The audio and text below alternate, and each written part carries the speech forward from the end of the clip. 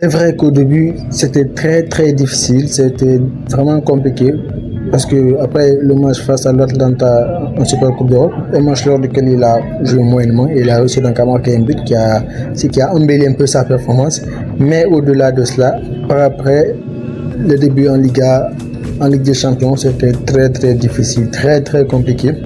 C'était pas vraiment ce qu'on attendait de sa part parce que c'est surtout au niveau du jeu. Certes, il parvenait donc à marquer parfois sur des pénaltys, parfois sur des faits de jeu qui étaient assez changés, mais quand même c'est en fait, sur le jeu, sur son jeu propre sur le terrain, ça pêchait énormément. Il y avait énormément de déchets dans son jeu. Il ne parvenait tout simplement pas à faire ce qu'on attendait de lui, à faire ce qu'on voyait, ce qu'on voyait en fait, ce qu'on attend d'un tel joueur en fait. Parce que lorsqu'il était au PSG, il faisait vraiment des choses incroyables, mais maintenant, au début, lorsqu'il a commencé au Real, c'était assez compliqué.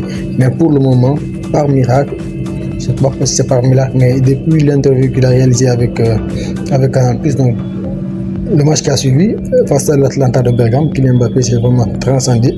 Il n'a certes joué que 30 minutes, c'est-à-dire une demi-heure de jeu, mais sur cette demi-heure de jeu-là, on a vraiment vu un Kylian Mbappé vif sur le terrain, dans ses mouvements, dans ses prises de décision. Vraiment, c'était celui qu'on avait l'habitude de voir du côté de Paris Saint-Germain avec l'équipe de France. C'était vraiment le neuf qu'on connaissait et ça rassure énormément parce qu'il y avait pas mal de buts. On se posait la question de savoir où est-ce qu'on va le mettre en fait, à gauche ou quel poste lui donner pour qu'il puisse ressortir le meilleur de lui-même, pour qu'il puisse faire les performances qu'il faisait avec le Paris Saint-Germain. Finalement, donc on a la réponse.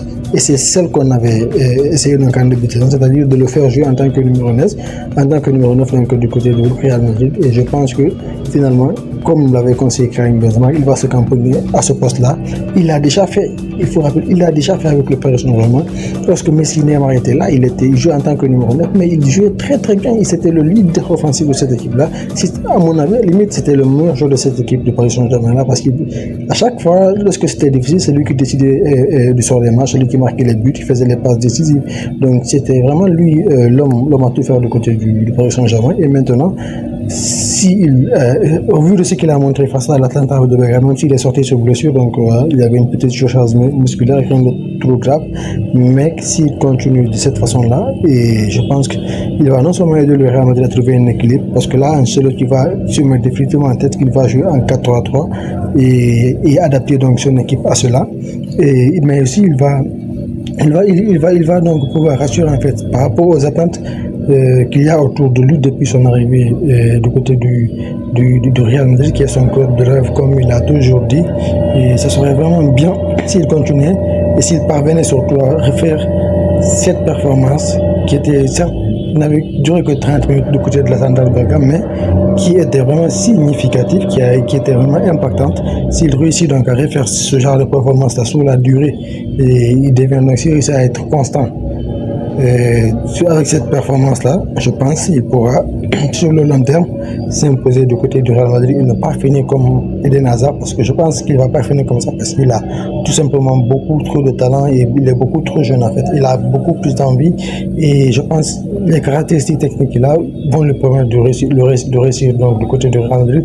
Et vraiment, en fait, le fait d'avoir décidé de jouer en tant que numéro 9, d'avoir accepté de se cramponner à ce poste-là, je pense que c'est une décision forte qui va changer vraiment les choses pour lui du côté du Real Madrid et qui va lui permettre enfin d'entrevoir le bout du tunnel et de lancer enfin sa saison et d'essayer de finir en beauté comme il aurait lui-même souhaité.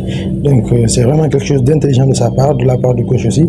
Et en tout cas, on a hâte maintenant de voir comment ça va évoluer pour lui du côté du Real Madrid avec ce nouveau poste-là et cette nouvelle décision de sa part. Donc c'est tout en ce qui concerne ce sujet-là. Laisse savoir ce que tu as pensé de ce sujet-là dans les commentaires et abonne-toi à la prochaine. Ciao.